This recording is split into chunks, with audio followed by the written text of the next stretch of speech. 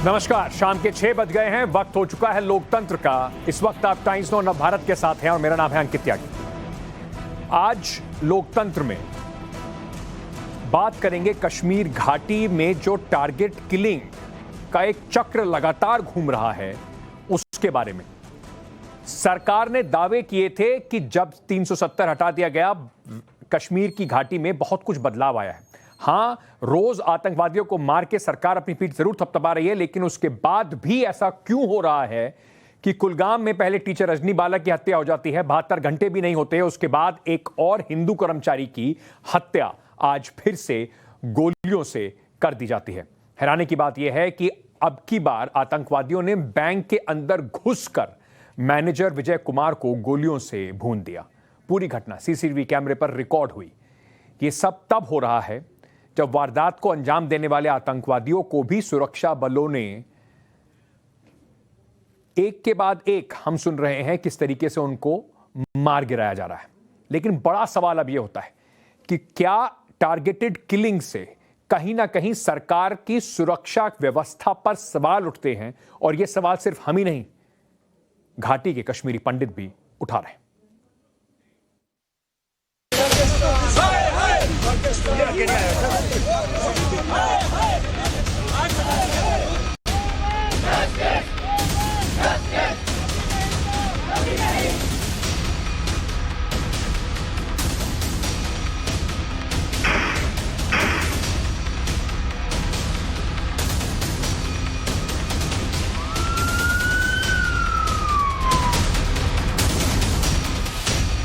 जम्मू कश्मीर का इलाकी देहाती बैंक। सुबह 10:50 का वक्त हो रहा था। मैनेजर विजय कुमार अपनी केबिन में बैठे हुए थे।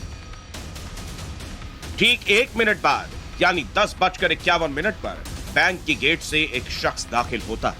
उसके चेहरे पर मास्क है और हाथ में एक छोटा सा बैग। वो जल्दी से बैंक के अंदर का मुआयना कर फिर से बाहर निकल जाता है। इतने में विजय कुमार चेयर से उठकर मोबाइल पर कुछ बात करने लगते हैं। 40 सेकंड के भीतर वही शख्स दोबारा बैंक में दाखिल होता है, बैग से पिस्टल निकालता है और बैंक मैनेजर पर ताबड़तोड़ 2 फायरिंग कर देता है।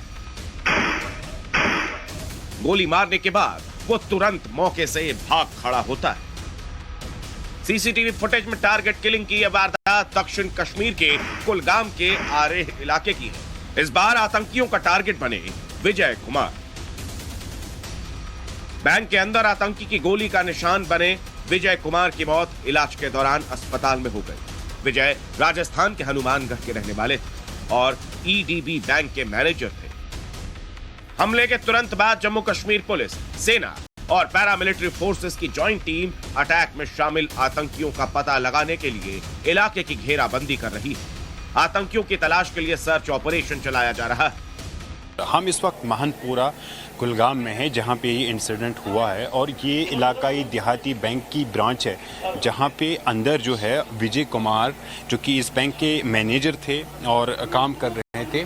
सीसीटीवी फुटेज जो है उसमें अब साफ दिख रहा है और स्पष्ट हो रहा है कि यहाँ पे जो है वो मिलिटेंट खड़ा हुआ, उसने अपनी पिस्टल जो है निकाली और अंदर जो विजय कुमार कुर्सी पे बैठे थे उस पर गोलियां चलाई। वो गंभीर रूप से इस इंसिडेंट में घायल हो गए और फिर उन्हें डिस्ट्रिक्ट हॉस्पिटल कुलगाम भेज दिया गया, लेकिन वहाँ पे जो है उनकी डेथ हो गई। अब पूरे इलाके को जो है सील किया गया है। यहाँ पे कोऑर्डिनेट सिक्योरिटी, ये सर्च एंड कॉर्डन ऑपरेशन जो है चल रहा है और CRPF, Jammu Kashmir police, army मिलकर ये ऑपरेशन चला रही है। और हम देख रहे हैं कि लगातार जो है ये इस तरह के इंसिडेंट्स के बाद इस तरह के ऑपरेशन तो चलाए ही जाते हैं। यहाँ पे कोशिश की जा रही है कि कहीं ना कहीं पे जो है उन आतंकियों की, उन मिलिटेंटों को जो है जल्दी से नैब किया जाए जो इसमें इन्वॉल्व थे। लगातार हम दिखा रहे हैं सीआरपीएफ, जम्मू कश्मीर पुलिस और आर्मी मिलकर ये सर्च ऑपरेशन चला रही है। 31 मई को कुलगाम के ही गोपालपारा में स्कूल टीचर रजनी बाला की हत्या के बाद माहौल अभी ठंडा भी नहीं पड़ा था कि एक और हत्या ने घाटी में माहौल को और गर्म कर दिया। बेटे की बहू एसटीसी की हुई थी, अभी पिछली रीट का एग्जाम दिया था, उसमें 122 अंक बने थे। तैयारी शादी के समय वो एग्ज़ाम हुआ था, तैयारी वगैरह हुई नहीं थी। अभी वो इन दोनों ही तैयारी में लगे हुए थे साथ में, और आगे जुलाई में जो डेट है उसमें पेपर देने के लिए आना था उनको। तो प्लानिंग यही थी कि वो 15 जुलाई तक आ जाए यहाँ, फिर 10-15 दिन रहकर जाना था। हमारी कोशिश तो यही कि राजस्थान में कहीं आ जाए, पर ईश्वर की जो है इच्छा वही होगा। अशोक पंडित ने आरोप लगाया है कि कश्मीरी पंडितों को घाटी में बलि का बकरा बनाया जा रहा है। उन्होंने कश्मीर में हिंदू कर्मचारियों का तुरंत ट्रांसफर करने की और उन्हें सुरक्षा देने की मांग की। पिछले 25 दिनों से कश्मीरी पंडित सड़कों पे चिल्ला रहे हैं, चीख रहे हैं कि हमें रिलोकेट करिए, और जितने भी माइनॉरिटी कम्युनिटी के लोग हैं वहाँ कश्मीर में उनको रिलोकेट करिए जम्मू में और जम्मू के बाहर। लेकिन सुना नहीं जा रहा है हमारे चीख को, हमारे पुकारों को, हमारे चिल्लाने को, और टाइम जाया किया जा रहा है। 3 दिन पहले रजनीवाला की हत्या हुई, आज वो बैंक मैनेजर की हत्या हुई। ये हर 3 दिन में ये जताएंगे कि हालत यहाँ की ठीक नहीं है, और हमारी सरकार ये जताने पे तुली हुई है कि जितने भी कश्मीर की हालात ठीक है, और बलि जो है वो माइनॉरिटी कम्युनिटी के लोग वहां पर चढ़ रहे हैं, कश्मीरी हिंदू चढ़ रहे हैं, और दूसरे जो माइनॉरिटी कम्युनिटी के लोग हैं वो चढ़ रहे हैं, और हर तीसरे चौथे दिन जो एक मौत हो रही है। ये 1 महीने में 8वीं टारगेट किलिंग की घटना है। 5 महीने में 14 हिंदुओं की हत्या हुई और इस साल 19 लोगों को टारगेट किलिंग के तहत मार दिया गया। घाटी में 2 दिन में दूसरे हिंदू कर्मचारी की हत्या पर सबसे पहले जम्मू कश्मीर बीजेपी अध्यक्ष रविंद्र रैना ने कहा कि सेना के एक्शन से आतंकी हताश और पाकिस्तान के इशारे पर टारगेट किलिंग को अंजाम दे रहे हैं। मई महीने में इस्लामाबाद के अंदर पाकिस्तान की खुफिया एजेंसी ISI, लश्कर जैश हिजबुल मुजाहिदीन के जो सरगना हैं, पाकिस्तान की आर्मी के चीफ जनरल बाजवा, अल-कायदा और तालिबान के लोगों ने मिलकर एक साजिश और एक रणनीति बनाई है कश्मीर को फिर से लहूलुहान करने की। और ये जो नया षड्यंत्र उन्होंने बनाया है उसका नाम रखा गया है ऑपरेशन रेड वेव्स, ऑपरेशन सुर्ख हवाएं।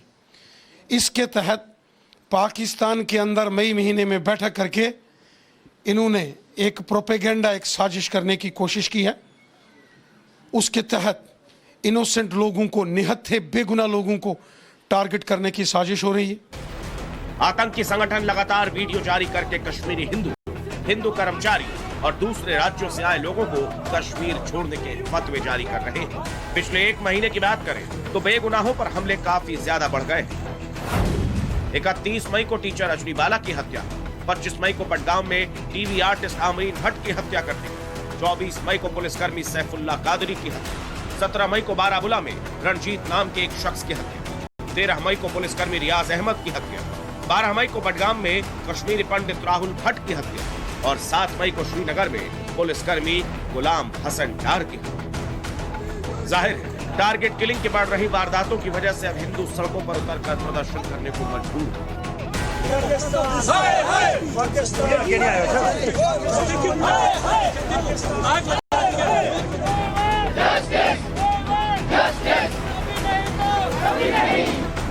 कश्मीरी पंडितों का यह गुस्सा जायज है, लेकिन इनकी सुरक्षा के लिए सरकारें क्या उपाय कर रही हैं दिखाएंगे आगे। आप बने रहिए टाइम्स नाउ नव भारत के साथ। श्रीनगर से रविंदर रैना को इतना सब पता है कि वहां पर कौन सा ऑपरेशन पाकिस्तान चला रहा है, तो सवाल फिर यह उठता है कि क्यों सरकार सुरक्षा देने में विफल है। अगर आप सिर्फ यही कहेंगे कि आतंकवादियों को मारा जा रहा है पर उसके बाद भी स्थिति नहीं संभल रही है, तो फिर क्या सरकार को अपनी स्ट्रैटेजी चेंज करने की आवश्यकता है? मेरे सहयोगी इस वक्त मेरे साथ जुड़ रहे हैं कुलगाम से सीधे, आप ईशान हमारे साथ जुड़ रहे हैं, और हमारे साथ जम्मू से इस वक्त प्रदीप दत्ता जुड़ रहे हैं।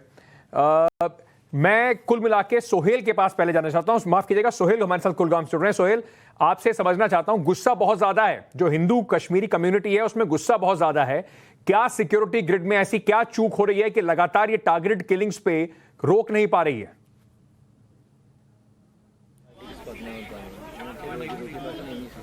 देखिए, सबसे पहले जो किलिंग हुई थी राहुल भट्ट की बडगाम एरिया में, उसके बाद लगातार कश्मीरी पंडित प्रोटेस्ट कर रहे थे। उसके बाद बातचीत चली 2 बार, जो LG मनोज सिन्हा के साथ कश्मीरी पंडितों की बातचीत चली, उसके बाद वो थोड़ा सा गुस्सा जो कम हुआ था। लेकिन बाद में हमने देखा कुलगाम में ही हिंदू टीचर रजनी बाला को टारगेट किया गया। आज जो है इलाकाई देहाती बैंक के ब्रांच मैनेजर को टारगेट किया गया। अब ये दो टारगेट किलिंग्स जो हुई है, इसके बाद जो है अब कश्मीरी पंडित कम्युनिटी और माइनॉरिटी कम्युनिटी से ताल्लुक़ रखने वाले लोगों में जो है वो गुस्सा ज़रूर बढ़ गया है और वो सिक्योरिटी एजेंसीज और प्रशासन पे भी सवाल खड़े कर रहे हैं कि आकर उन्हें कहाँ पे चूक हो रही है। मैं इस वक्त बेसो काजीगुंड में हूँ, मेरे साथ यहाँ पे है अनिल जी जो कि कश्मीरी पंडित युवा है और ख़ासतौर पर यहाँ कश्मीर घाटी के अंदर पिछले 12 साल से काम कर रहे हैं। लगातार प्रशासन आपको आश्वासन दे रही है कि आपकी सिक्योरिटी का खास ख्याल रखा जाएगा, आपको अब दूर पोस्टिंग नहीं होगी, अब आपकी पोस्टिंग जो है डिस्ट्रिक्ट हेडक्वार्टर पे होगी, तहसील हेडक्वार्टर पे होगी।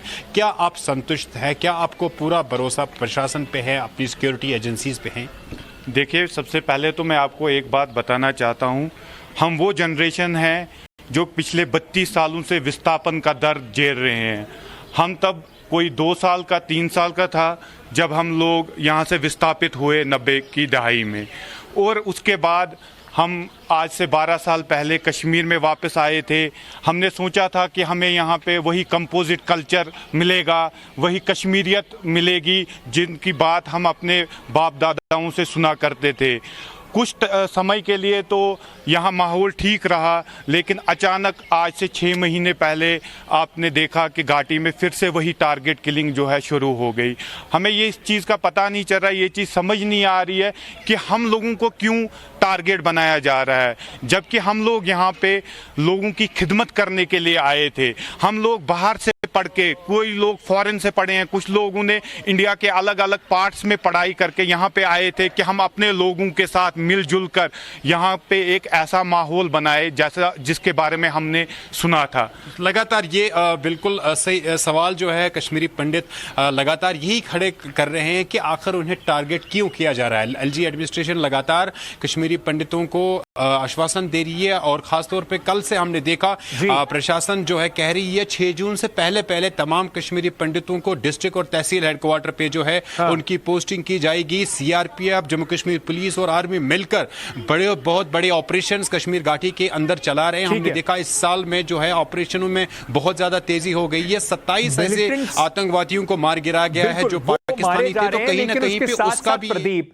कुल मिलाकर बात यही और सवाल भी यही उठता है कि आतंकवादियों को एक तरफ सरकार चुन चुन के मार रही है, लेकिन उसके बाद भी अगर ये टारगेटेड किलिंग्स रुकती नहीं है, कश्मीरी पंडितों को निशाना बनाया जाता है, पुलिस के साथ जो काम कर रहे हैं वो चाहे कश्मीरी मुसलमान हो उनको निशाना बनाया जाता है, तो क्या इस वक्त सुरक्षा की ग्रिड को दोबारा से सोचने की आवश्यकता है?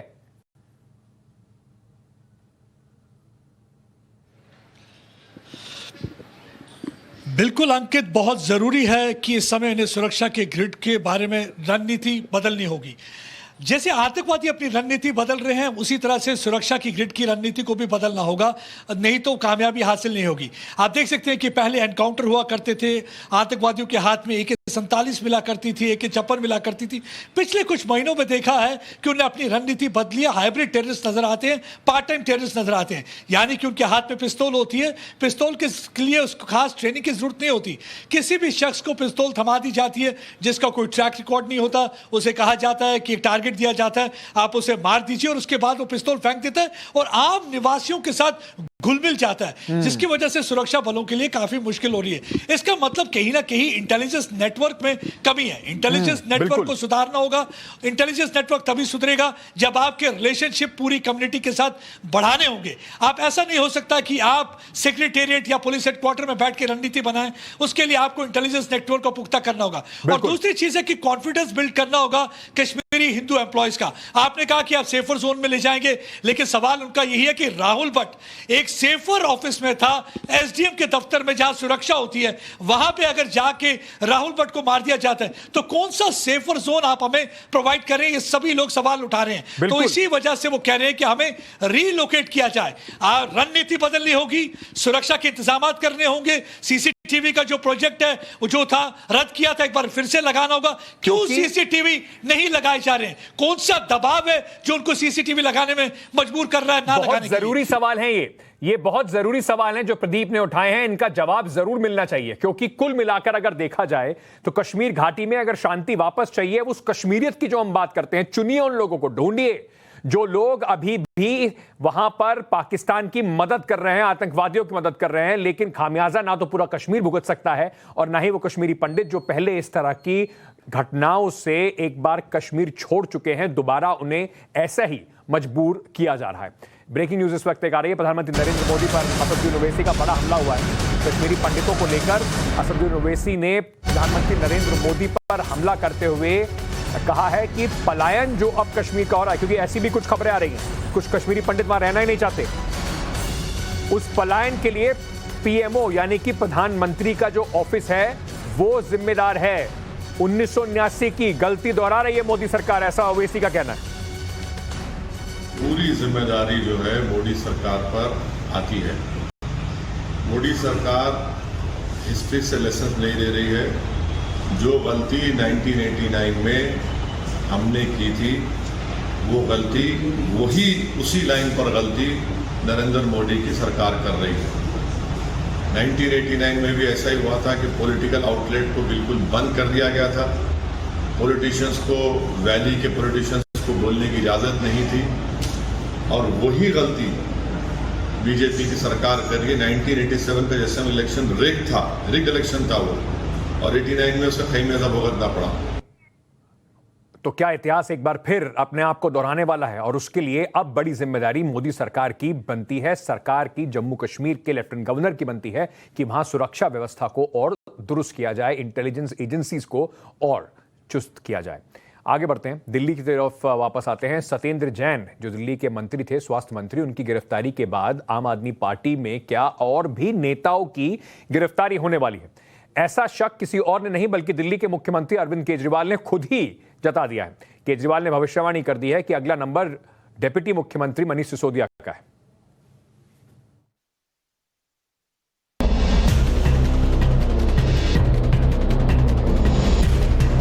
सूचना मिली है कि अगले कुछ दिनों में केंद्र सरकार मनीष सिसोदिया को भी गिरफ्तार करने जा रही है।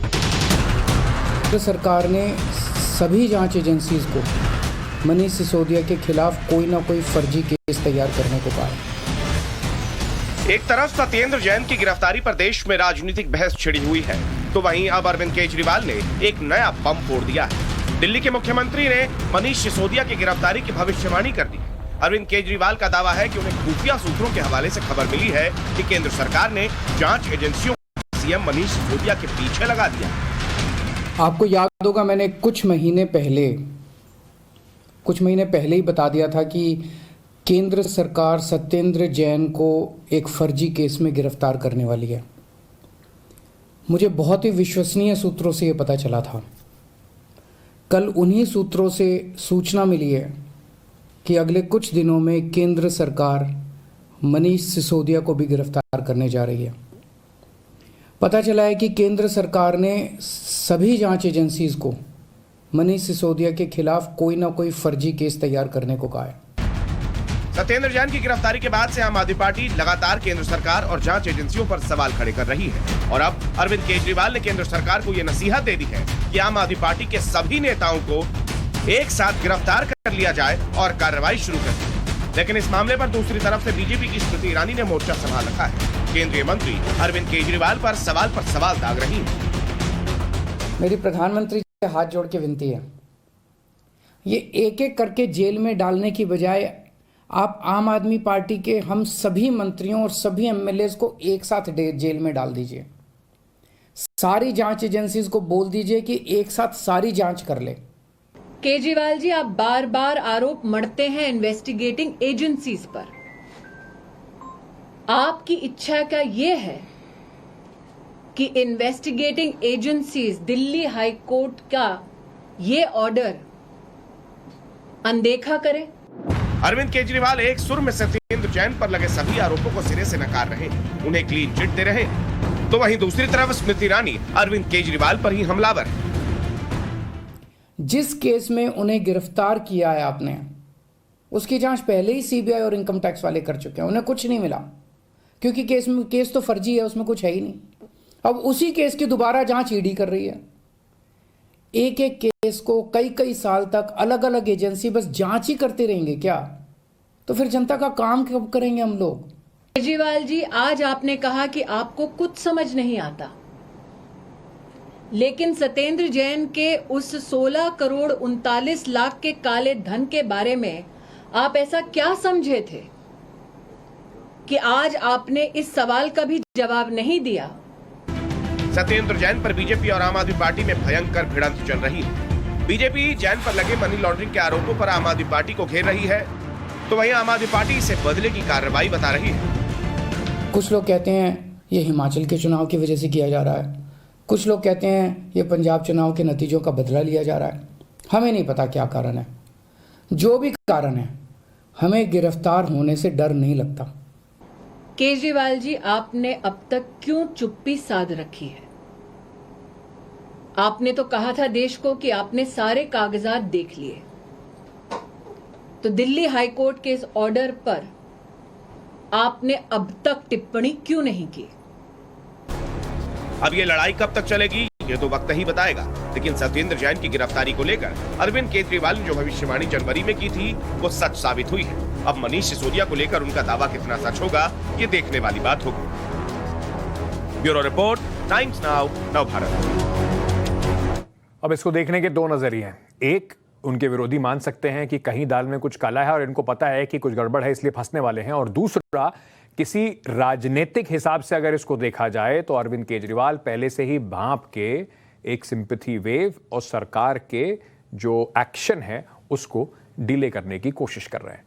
आप जैसे भी देखिए, राजनीति है, चलती रहेगी।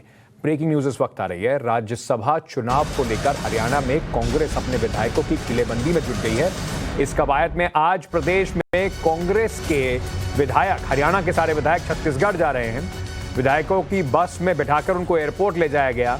यहां से एक निजी विमान में विधायक और मंत्री जो हैं वो पहुंचेंगे छत्तीसगढ़। वहीं राजस्थान के विधायकों को भी उदयपुर शिफ्ट किया जा रहा है। विधायकों के साथ दीपेंद्र हुड्डा छत्तीसगढ़ जा रहे हैं। सभी विधायकों को वहां पर जो रिजॉर्ट है वहां पर ठहराया जाएगा। तो ये कांग्रेस, दो राज्य जहां पर कांग्रेस सरकार में है, एक हरियाणा में उनके पास 31 विधायक हैं, उनको जब कार्तिकेय शर्मा नाम के एक और शख्स ने वहां पर अपना नामांकन दायर कर दिया है, उसके बाद कांग्रेस को लगता है कि अजय माकन का जो विधायकी है, जो मेंबरशिप है राज्यसभा की, वो फंस सकती है। उसको बचाने के लिए कोशिश की जा रही है हरियाणा के सारे विधायकों को एकजुट रखने की। रंजीता मेरी सहयोगी इस वक्त हमारे साथ जुड़ रही है। रंजीता, ये तो सिर्फ कांग्रेस में ही हो सकता है कि उनका लास्ट रिजॉर्ट ही होता है। अपने विधायकों पर जरा कॉन्फिडेंस नहीं दिखता कांग्रेस पार्टी को। अंकित, ये इस वजह से भी क्योंकि कहते हैं ना कि जला जो है वो फूक फूक कर पीता है। 2016 का राज्यसभा चुनाव आपको याद होगा, जिस समय कांग्रेस के और इनेलो के जो संयुक्त उम्मीदवार थे आर.के. आनंद, उनके वोटिंग के दिन 16 जो कांग्रेस के जो विधायक थे उनकी जो उन्होंने सहमति दी थी उसको खारिज कर दिया गया था, क्योंकि स्याही विवाद हो गया था। हरियाणा इसके लिए जाना जाता है और इसी कारण से कांग्रेस पार्टी पहले से ही जो विधायक है उनकी घेरेबंदी कर रहे हैं। सभी विधायकों को आज दिल्ली बुलाया गया था। भूपेंद्र हुड्डा जो है वो विधायक दल की बैठक दिल्ली में बुलाते हैं। 31 विधायक हैं अंकित, लेकिन पहुंचते सिर्फ 27 विधायक है। 28 क्योंकि भूपेंद्र हुड्डा जो है वो भी इसमें शामिल थे।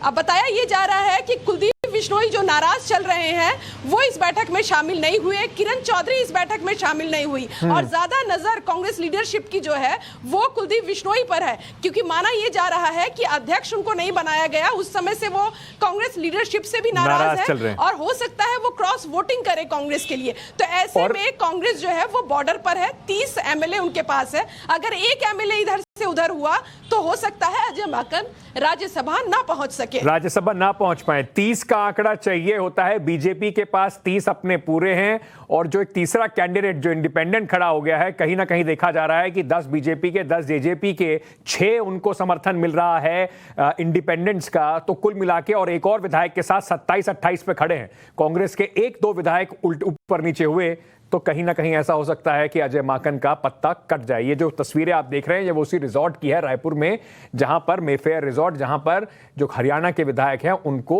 रुकवाया जाएगा। बहुत बहुत शुक्रिया रंजीता हमारे साथ जुड़ने के लिए और कांग्रेस की इस पूरी कवायद को हमें बताने के लिए। आगे बढ़ते हैं। आपने सरकारी दफ्तरों में राष्ट्रपिता महात्मा गांधी की तस्वीरें देखी होंगी, डॉक्टर अंबेडकर की तस्वीरें देखी होंगी, भगत सिंह की तस्वीरें देखी होंगी, लेकिन उत्तर प्रदेश में एक बिजली विभाग के दफ्तर में लगी तस्वीर की चर्चा आजकल पूरा देश कर रहा है, क्योंकि ये तस्वीर एक ऐसे आतंकवादी की है जिसने पूरी दुनिया को हिला दिया था, ओसामा बिन लादेन। क्यों ये तस्वीर वहां लगी हुई थी, इस रिपोर्ट में देखिए। दीवार पर जिसकी ये तस्वीर लटकी है उसका इंट्रोडक्शन देने की शायद हमें जरूरत नहीं होगी। सही पकड़े हैं, ये है 9/11 अटैक का मास्टरमाइंड ओसामा बिन लादेन और ये तस्वीर लगी हुई है यूपी के फर्रुखाबाद में। अब आप सोच रहे होंगे कि भला एक खूंखार आतंकी की तस्वीर यहाँ क्यों लगी हुई है, तो चलिए हम आपको बता देते हैं। दरअसल ये दफ्तर है नवाबगंज के बिजली विभाग के एसडीओ का, और एसडीओ साहब रविंद्र प्रकाश गौतम के लिए लादेन श्रद्धेय तो ठहरे, विश्वास नहीं होता तो एक बार लादेन की तस्वीरों के नीचे लिखे शब्दों को तो पढ़ लीजिए। श्रद्धेय ओसामा बिन लादेन, विश्व का सर्वश्रेष्ठ अवर अभियंता। आतंकी लादेन के बराबर में एसडीओ रविंद्र प्रकाश गौतम के साथ जूनियर इंजीनियर अनिल कुमार गौतम और जुनैद आलम अंसारी की फोटो भी है। दुनिया के इस खूंखार आतंकी की तस्वीर पिछले कई दिनों से बिजली विभाग के इस दफ्तर में लगी हुई थी, लेकिन एक दिन किसान संगठन का एक कार्यकर्ता किसी काम के सिलसिले में एसडीओ साहब के दफ्तर आया। उसकी नजर ओसामा की फोटो पर पड़ी। उसने तुरंत इसकी तस्वीर और वीडियो बनाकर अपने संगठन के नेताओं को दे दी, जिसके बाद दुनिया को आतंकी लादेन के इस नए चेले की जानकारी मिली। नवाबगंज बिजली घर में एसडीओ साहब अपने कार्यालय में एक आतंकवादी की फोटो लगाए हुए हैं। उसने मुझे एक फोटो भी भेजा और एक वीडियो भी भेजा। मामले को देखते हुए मैंने संबंधित अधिकारी से बात की, उन्होंने कोई संतोषजनक जवाब नहीं दिया। तब मैंने आदरणीय जिलाधिकारी महोदय से वार्ता की और उन्होंने मुझे कार्रवाई का भरोसा दिया। इसके बाद एसडीएम महोदय से भी वार्ता हुई। 11 बजे उस फोटो को हटा लिया गया है। प्रमोद मिश्रा ने जैसे ही पूरे मामले की शिकायत जिले के आला अफसरों को किया, महकमे में हड़कंप मच गया। आनन फानन में आतंकी लादेन की तस्वीर हटाई गई। जिला प्रशासन ने पूरे मामले पर जांच बैठा दी, साथ ही आरोपी इंजीनियर को सस्पेंड कर दिया गया। एक रविंद्र प्रकाश गौतम है जो वहाँ पे एसडीओ है, नवाबगंज में तैनात है, और एक ऐसा वीडियो फोटो वायरल हुआ है जिसमें जो है वो उनको आदर्श बता रहे हैं। जो है उनके खिलाफ जो है सीएन एसके श्रीवास्तव जो है जांच कर रहे हैं, और जांच करके उनके खिलाफ जो है जो भी कार्रवाई होगी वो कार्रवाई होगी। हालांकि बिजली विभाग के जिस आरोपी इंजीनियर रविंद्र प्रकाश ने अपने ऑफिस में ओसामा बिन लादेन की फोटो लगाई थी, उसे अपनी करनी पर कोई पछतावा नहीं है। एसडीओ रविंद्र प्रकाश का कहना है कि कोई व्यक्ति किसी को भी अपना आदर्श मान सकता है, लेकिन हम तो एसडीओ साहब से यही कहेंगे कि अगर आपको दफ्तर में तस्वीर लगानी ही थी तो महात्मा गांधी से लेकर भगत सिंह किसी को भी अपना श्रद्धेय मानकर उनकी तस्वीर लगा लेते, लेकिन आपने तो उस शख्स को अपना श्रद्धेय बना लिया जिसने जीते जी न जाने कितने लोगों को अकाल मौत सुला दिया, और अब आपको भी उसकी भक्ति का खामियाजा शायद पूरी जिंदगी न भुगतना पड़ जाए। ब्यूरो रिपोर्ट, टाइम्स नाउ नव भारत। अब ऐसी खबरों पर ना समझ नहीं आता कि आप हंसें या ये समझें कि कितना ये इन भाई साहब की अज्ञानता है या जानबूझकर ऐसा उन्होंने किया, पर इसका खामियाजा तो अब भुगतना पड़ेगा। ब्रेकिंग न्यूज़ पंजाब से आ रही है। पंजाब से इस वक्त एक बड़ी खबर आ रही है। 434 लोगों की सुरक्षा को लेकर फिर से बहाल करने का आदेश पंजाब और हरियाणा हाईकोर्ट ने दिया है। 7 जून से सुरक्षा बहाल की जाएगी। ये वही 434 लोग हैं जिसमें से एक सिद्धू मूसेवाला थे, जिनकी सुरक्षा हटाकर आम आदमी पार्टी की सरकार ने पंजाब में ट्वीट करके अपनी वाहवाही बटोरी थी कि हम वीवीआईपी कल्चर खत्म कर रहे हैं। उसके बाद जो हुआ वो पंजाब में बहुत दर्दनाक एक कथा लिख गया, और अब हाईकोर्ट ने कहा है कि वापस सुरक्षा बहाल कीजिए। 7 तारीख तक का आश्वासन दिया है सरकार ने कि 7 तारीख से सभी की सुरक्षा को वापस बहाल कर दिया जाएगा।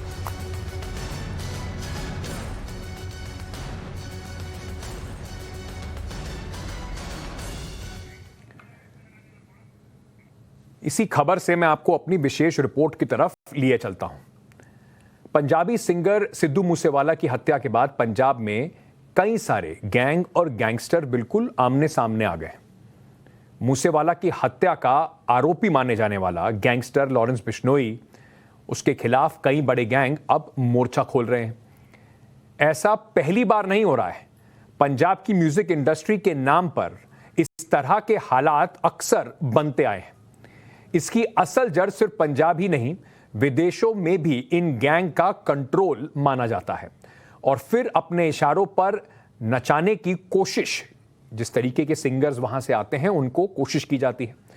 आज स्पेशल रिपोर्ट में बात करते हैं पंजाब कैसे अपराधियों का अड्डा बना हुआ है और अब कैसे हालात बनते जा रहे हैं जिसमें बिल्कुल बेखौफ निडर होकर अपराधी फेसबुक पे एक दूसरे को सीधी सीधी धमकियां दे रहे हैं। गैंग्स ऑफ पंजाब आज का स्पेशल।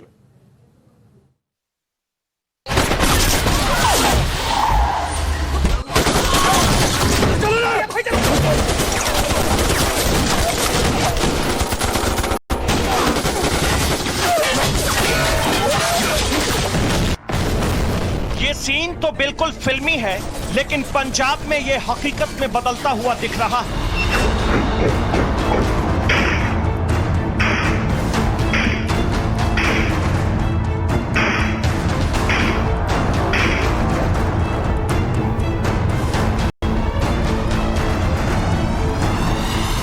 सिंगर सिद्धू मूसेवाला की हत्या के बाद पंजाब में गैंगस्टर और गैंगवार की नई पटकथा लिखी जा रही है।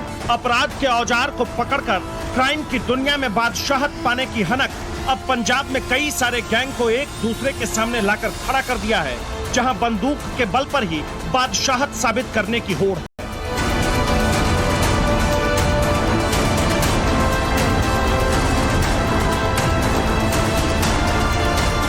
सिद्धू मूसेवाला के मर्डर के बाद शुरू हुई नई आपराधिक कहानी में एक नए गैंग की एंट्री ने इसकी धार को पहले से ज्यादा बढ़ा दिया है। गैंगस्टर भुप्पी राणा का ऐलान है कि बंदूक की गोलियां ही मूसेवाला की मौत का बदला लेगा। बवाना गैंग ने इस हवा को पहले ही तेजी दी कि अब लॉरेंस बिश्नोई के खिलाफ जो होगा वो खुला खेल होगा।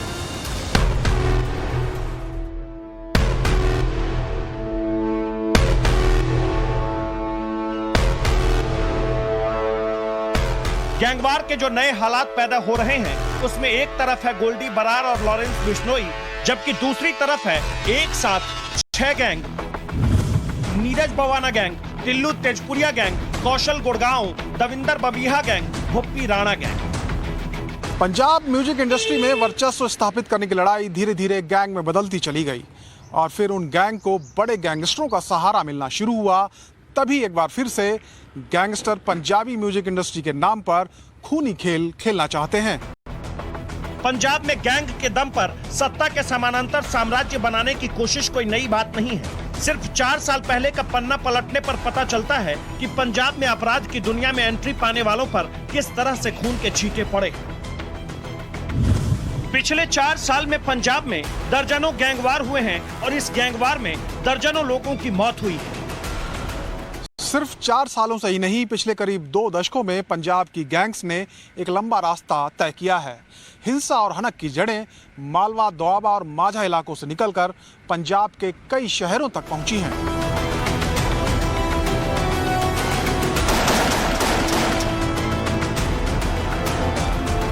ये सच है कि मूसेवाला की हत्या ने पंजाब के गैंग के बीच आपसी लड़ाई को नया रंग दिया है। जेल में बंद गिरोह के सरगना से लेकर पंजाब में एक्टिव गैंगस्टर इस नई लड़ाई का हिस्सा बनना चाहते हैं।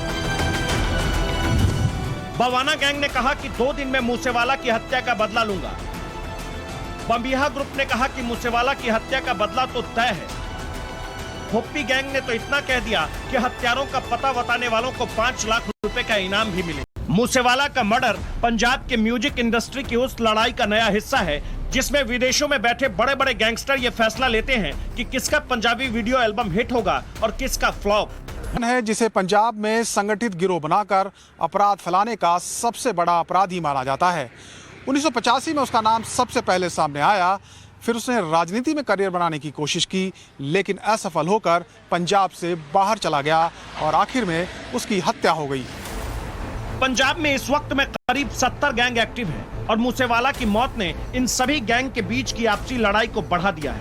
नई तस्वीरें बताती है कि मूसेवाला के मर्डर से पहले किस तरह से रेकी की जा रही थी, फिर आखिर में एक गाड़ी से पीछा करते हुए उसे मौत के घाट उतार दिया गया।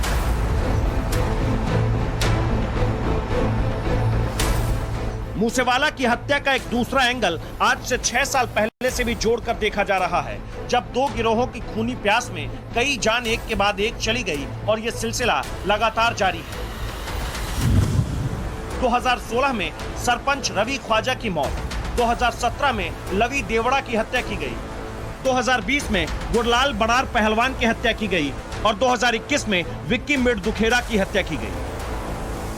पिछले कुछ सालों में पंजाब में सिर्फ राजनीति ही नहीं बदली है, राजनीति के साथ ही पंजाब की जमीन से अपराध की लकीर खींचने वालों का खेल भी बदल गया है। और ये खेल सिर्फ पंजाब तक सिमटा भी नहीं रहा, इसका दायरा दिल्ली एनसीआर तक बहुत पहले से है, जिसमें दो गैंग बिल्कुल आमने सामने हैं। एक वो गैंग जिसके ऊपर मूसेवाला की हत्या का आरोप है और दूसरा वो गैंग जो मूसेवाला की हत्या का बदला लेने के लिए वक्त तक तय कर दिया है, वो है बिश्नोई गैंग और बवाना गैंग। लॉरेंस बिश्नोई जेल से गैंग चलाता है, नीरज बवाना भी जेल से ही गैंग चलाता है।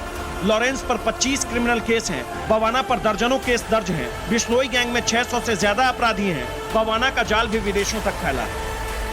लॉरेंस बिश्नोई का कनेक्शन भी विदेशों तक है।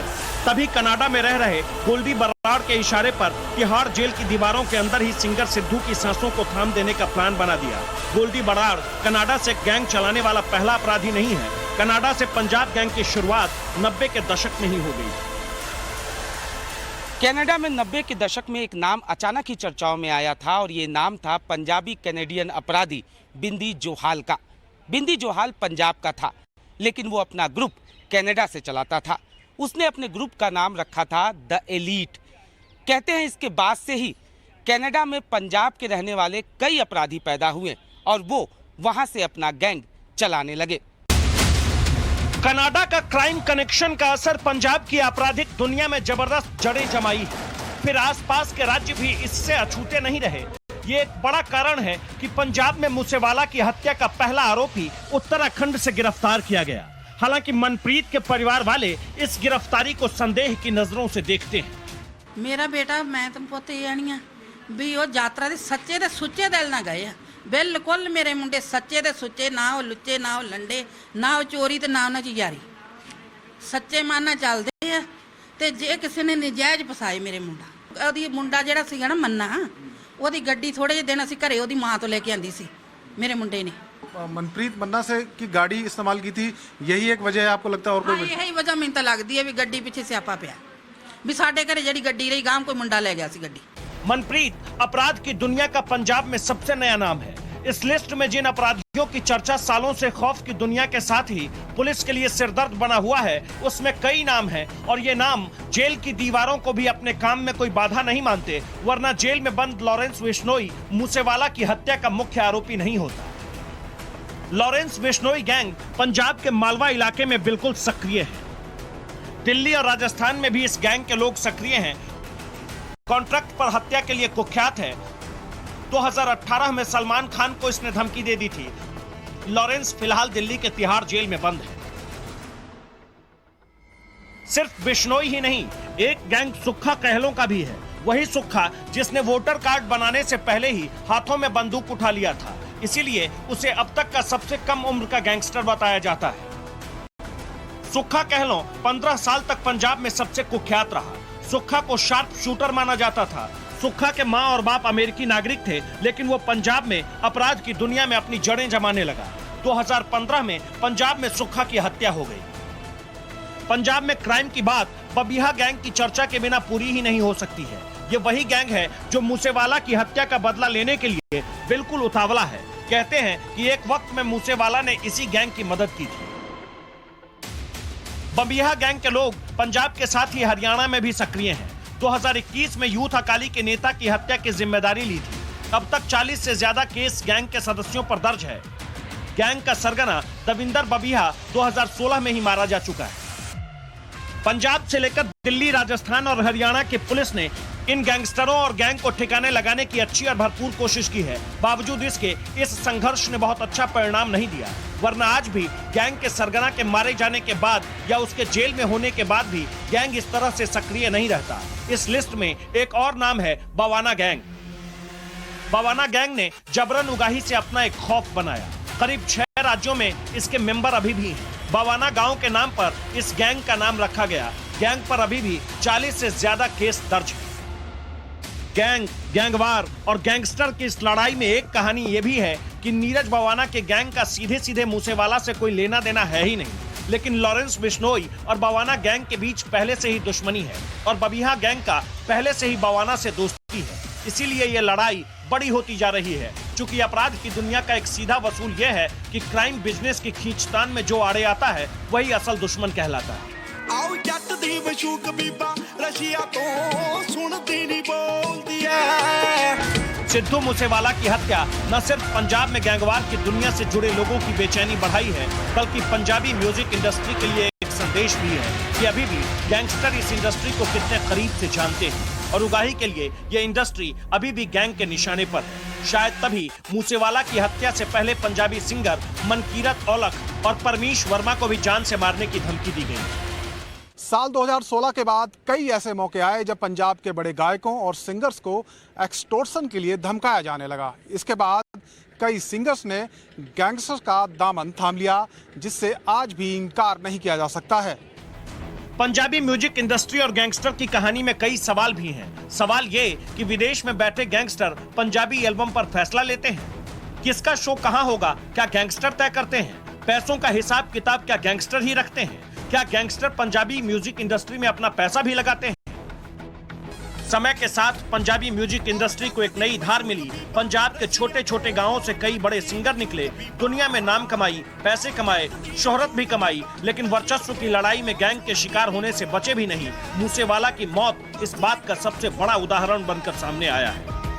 अंडरवर्ल्ड की बॉलीवुड में दखल वाली कहानी अभी भी लोगों को खूब याद है, जब दाऊद के इशारे पर बॉलीवुड की हस्तियों से पैसे वसूले जाते थे। अब लगभग ऐसी ही स्थिति पंजाबी म्यूजिक इंडस्ट्री के सामने है और इसे नहीं मानने वाले या अलग वर्चस्व बनाने वाले इसके शिकार हो जाते हैं। मूसेवाला की हत्या के बाद पुलिस की जांच इन सारे सच को सामने लाकर रख देगी कि हत्या की असल वजह क्या है और किस तरह से गैंगस्टर अपने इशारे पर पंजाबी म्यूजिक इंडस्ट्री को नचाना चाहते हैं। Bureau report, times now Navbharat.